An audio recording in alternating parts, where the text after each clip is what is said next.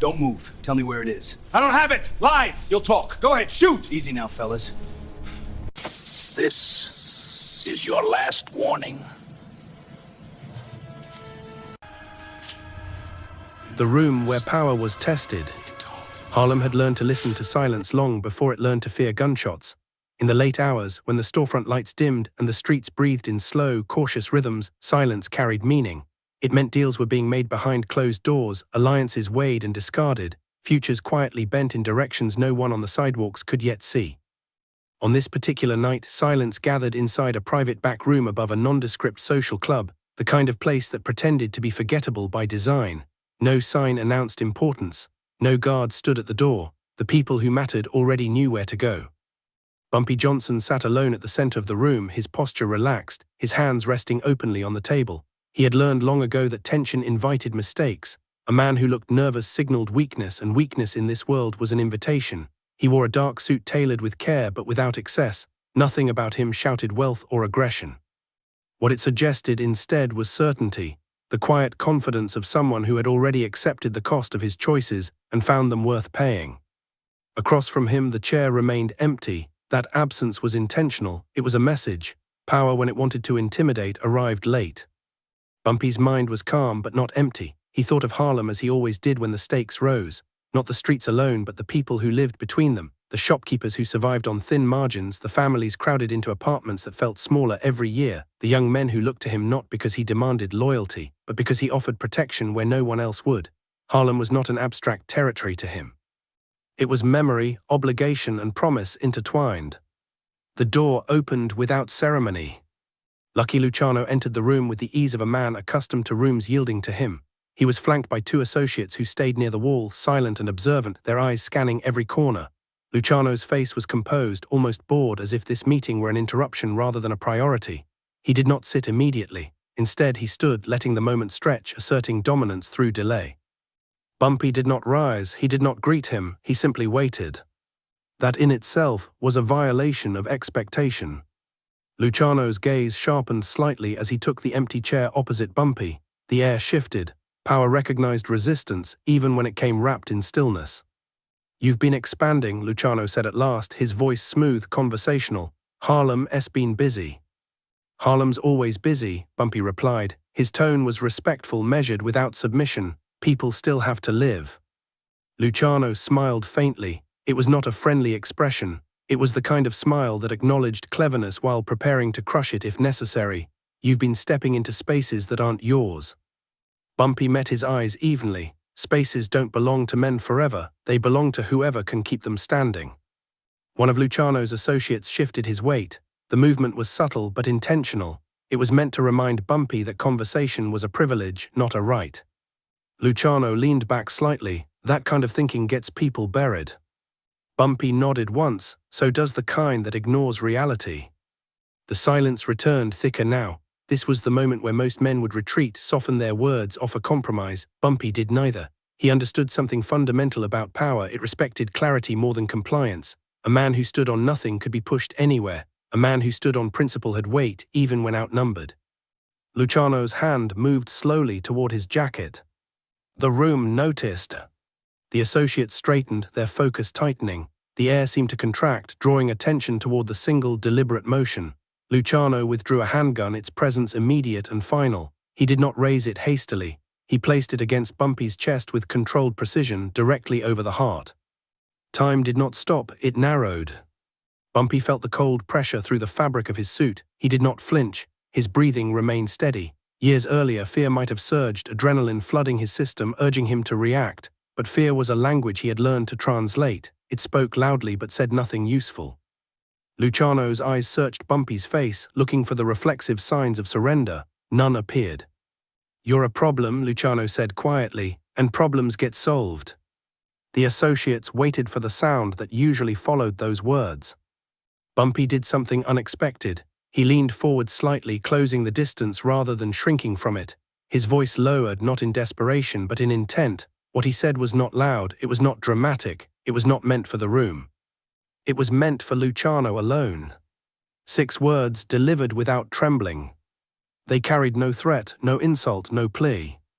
Luciano's expression changed, not drastically but unmistakably, the kind of change that happens when a man hears something he did not anticipate, something that forces calculation where certainty once lived. His grip on the weapon loosened just enough to be noticed by those who knew what to look for. For a long second, nothing moved. Then slowly, Luciano withdrew the gun. The sound of metal leaving cloth seemed louder than it should have been. He placed the weapon back into his jacket with deliberate care, as though acknowledging the gravity of what had just been avoided. The associates exchanged brief glances, confused. This was not how these encounters ended. There was no blood, no shouting, no display of dominance. There was only restraint. Luciano leaned back in his chair, studying Bumpy with renewed interest. "You're not like the others," he said. Bumpy did not respond immediately. When he spoke, it was with the same calm he had carried into the room. "Harlem doesn't need another grave, it needs stability." Luciano exhaled slowly. "You think you're protecting something?" "I am," Bumpy said, "not from you, from chaos." The word hung between them. Chaos was the enemy of every empire, whether acknowledged or not. It disrupted profits, fractured alliances, and invited attention from forces far less negotiable. Luciano stood, adjusting his coat. "This isn't over." Bumpy inclined his head. "It never is." Luciano paused at the door, turning back once. "Careful how you use that voice of yours." Bumpy met his gaze. "Careful how you listen." The door closed, footsteps faded, the room exhaled. Only when the silence returned to its earlier, neutral state did Bumpy allow himself a slow breath, not of relief but of confirmation. He had not won anything, but he had preserved something far more fragile than territory. Time. Harlem would sleep that night without knowing how close it had come to another kind of morning, and Bumpy Johnson would walk back into its streets carrying the same quiet burden he always did, the responsibility of standing firm so others did not have to. The weight of words. The night did not end when Lucky Luciano walked out of the room. For Bumpy Johnson, nights rarely ended cleanly. They lingered, stretching into the early hours, pressing questions into the mind that daylight pretended did not exist. He left the building alone, refusing an escort, stepping back onto Harlem's streets where the cold air felt honest compared to the layered tension of closed rooms. Streetlights cast long shadows that bent and merged, reminding him how easily truth could distort depending on where one stood. What had happened upstairs would never be written down, never spoken aloud in full, yet its consequences would ripple through Harlem in ways most people would feel without ever knowing why. As Bumpy walked, he replayed the moment not with pride but with discipline. Words had power, but power demanded accountability. The 6 words he had spoken were not magic nor bravado. They were a calculated truth aimed precisely where it would matter. He had not appealed to fear nor challenged dominance head-on. Instead, he had forced Luciano to look beyond the immediate act of violence and into the future that violence would create. Bumpy understood something many men in that world did not. Lasting power was not built by proving you could destroy, but by proving you knew when not to. That understanding came at a cost. It meant carrying restraint like a constant weight, resisting impulses that promised quick resolution but guaranteed long-term ruin. By the time dawn approached, Harlem was already stirring. Shop owners unlocked doors, delivery trucks rumbled through narrow streets, and children prepared for schools that often lacked the resources to protect them from the paths waiting outside. Bumpy observed it all with the detached focus of a man who knew that leadership did not come with applause. His decisions would never be judged in headlines or history books the way others might be. They would be judged in quieter measures, whether a corner remained calm, whether a family slept without fear, whether tomorrow looked marginally more stable than yesterday. News traveled quickly even when details did not. Rumors began to circulate about a tense meeting, about raised stakes and unseen lines drawn. Some exaggerated, others minimized, but the underlying message remained consistent. Something had shifted. Bumpy did not correct anyone. Control over narrative was as important as control over territory. Let people speculate, let uncertainty do its work. Fear born of imagination was often more effective than fear born of fact, and it kept reckless ambition in check. Across town, Lucky Luciano was not sleeping either. He sat in his own space, removed from the noise, surrounded by symbols of authority that usually reassured him. That night they did not. The memory of Bumpy's composure unsettled him, not because it challenged his dominance, but because it introduced a variable he could not easily neutralize. Most men responded predictably to a weapon pressed against their chest. They pleaded, postured, or panicked. Bumpy had done none of those things. Instead, he had spoken with clarity, as if the gun were irrelevant to the larger equation. Luciano prided himself on understanding people. He built systems around predictability, ensuring that fear, loyalty, and greed moved in reliable patterns. Bumpy disrupted that model. He represented a different kind of authority, one rooted not in spectacle but in consistency, that made him dangerous in a way bullets could not easily solve. Killing him might ignite instability, fracture arrangements, and invite attention that benefited no one. Letting him live, however, meant acknowledging a boundary that had not existed before. The following days were marked by subtle recalibrations. Operations slowed in certain areas, meetings were postponed, messages carefully worded. This was not retreat, it was assessment. Both sides measured the silence, interpreting its meaning, testing how far it stretched. Bumpy remained visible but restrained, attending to his responsibilities without overreach. He understood that survival after confrontation required discipline. Any sign of arrogance would undo the fragile balance he had preserved. Within Harlem, his people noticed the shift even if they could not articulate it. Tensions eased slightly. Conflicts that might have escalated instead dissolved through quiet negotiation. Bumpy encouraged this without ever announcing it. He reminded those around him that strength was not proven by provocation but by the ability to avoid unnecessary harm. Younger men, eager to establish reputations, struggled with this lesson. Bumpy took time with them, explaining that impatience was the quickest path to irrelevance. Empires built on impulse collapsed just as quickly. At night, when the streets settled again, Bumpy allowed himself moments of reflection. He thought about legacy, though he rarely used the word. He thought about how power shaped men, often hollowing them out until only appetite remained. He refused to let that happen to him. The world he operated in demanded hard choices, but it did not demand surrender of conscience. That distinction mattered, even if few recognized it. The encounter with Luciano became a reference point, a quiet line in the sand that neither side crossed openly. It was not peace, but it was not war. It was something more complex and more fragile, mutual recognition. Each man understood the other's limits now, and that understanding created space where destruction had once been inevitable. As weeks passed, Harlem continued its rhythm, unaware of how close it had come to chaos. Bumpy watched over it with the same measured presence, knowing that leadership was not about moments of drama but about sustained responsibility. The 6 words he had spoken were not an ending. They were an opening into a future where restraint, though rarely celebrated, became the most powerful tool he possessed. The quiet architecture of control. Time revealed what confrontation concealed. In the weeks following the meeting, the city adjusted itself in small, almost invisible ways, like a body healing around a wound it refused to acknowledge. Harlem did not erupt, nor did it relax entirely. It settled into a cautious balance, the kind that existed only because opposing forces understood the cost of breaking it. Bumpy Johnson became increasingly deliberate, not because he feared retaliation, but because he understood perception. Power was not only what you did, it was what others believed you were capable of doing, and equally important, what you chose not to do when you clearly could. Bumpy spent his days moving through Harlem with a measured presence, listening more than he spoke, observing patterns most overlooked. He paid attention to disputes before they hardened into grudges, to ambitions before they curdled into recklessness. Men sought his counsel not because he promised reward, but because he offered clarity. He explained consequences without threat, painted futures without exaggeration, and reminded them that short-term victories often carried long-term costs that no one wanted to pay. This approach did not make him popular with everyone, but it made him indispensable. In an environment where volatility was common, predictability became a rare and valuable currency. The memory of the gun pressed to his chest never left him, but it did not haunt him either. It sharpened him. He revisited the moment not as a near ending, but as a lesson confirmed. He had seen firsthand how fragile dominance truly was when stripped of purpose. Violence, when used without vision, consumed the hand that wielded it. Bumpy understood that the real struggle was not between men but between impulse and restraint. One destroyed quickly. The other built slowly, often invisibly, but with far greater endurance. Across the invisible boundary lines that governed influence, calculations continued. Messages passed indirectly, phrased carefully, stripped of excess. The absence of escalation itself became a statement. Both sides recognized that the situation had evolved beyond simple hierarchy. It was no longer about who could impose will through force alone. It was about who could maintain stability without inviting scrutiny from forces that punished disorder indiscriminately. That realization reshaped priorities. Aggression was no longer the default response. It was a tool reserved for last resort. Within Harlem, younger men tested the edges of this new equilibrium. Some mistook restraint for weakness, believing that the lack of open conflict signaled opportunity. Bumpy addressed this swiftly but quietly. He did not lecture publicly or humiliate privately. Instead, he confronted misunderstanding with context. He explained that survival was not measured in moments of bravado, but in years of relevance. Those who listened grew more disciplined.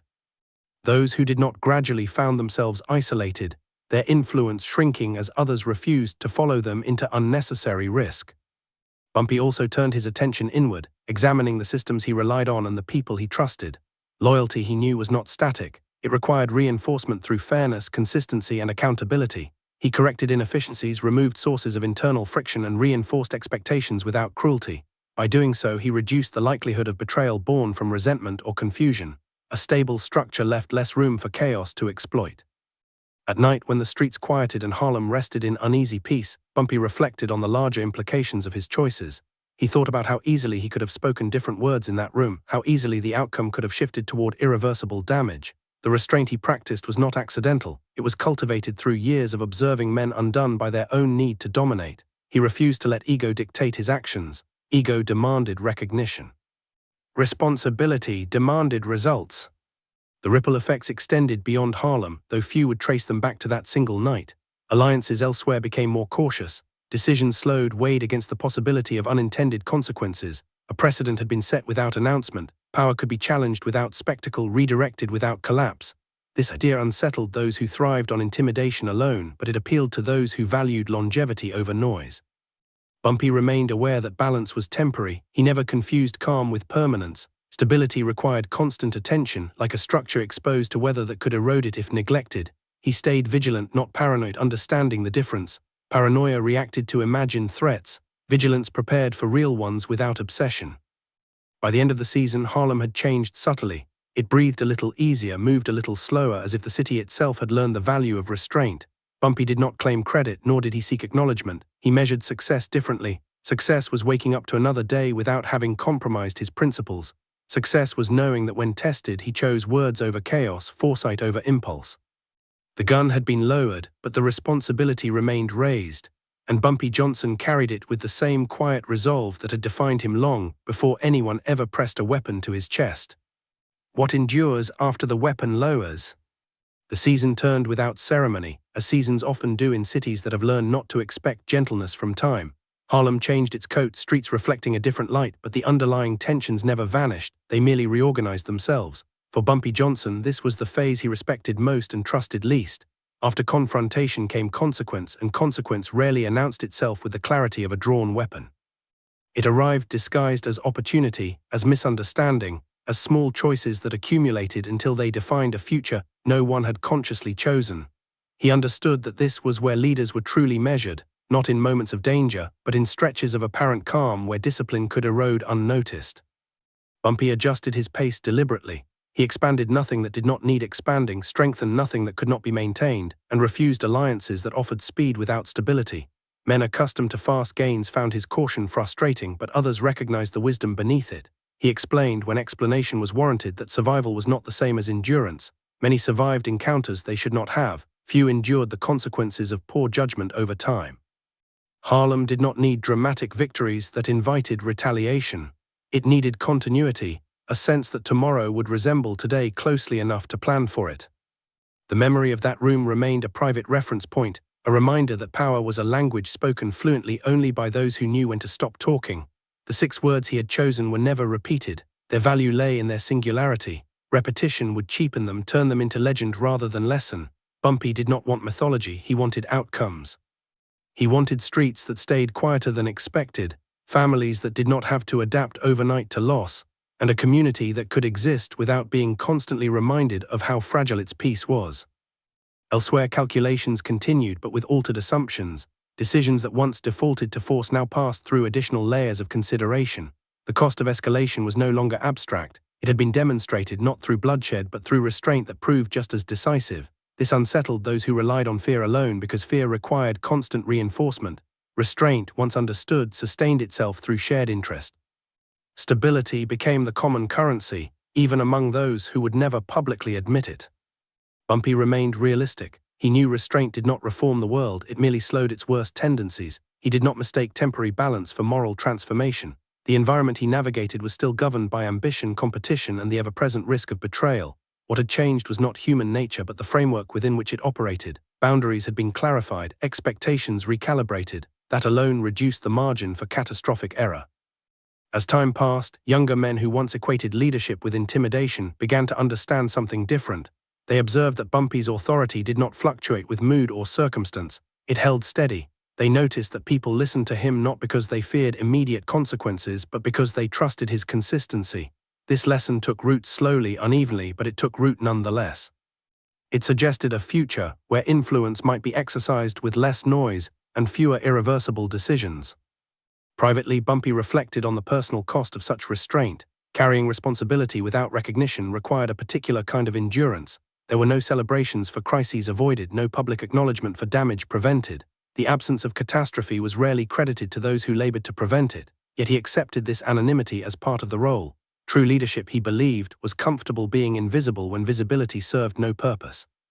He also understood that his choices would not be universally interpreted as noble. Some would see caution as hesitation, patience as weakness. He did not attempt to correct these interpretations. Time would resolve them more effectively than argument ever could. Outcomes spoke louder than explanations, especially in environments where credibility was earned through consistency rather than rhetoric. Eventually, the night of the confrontation faded into something quieter than rumor and heavier than memory.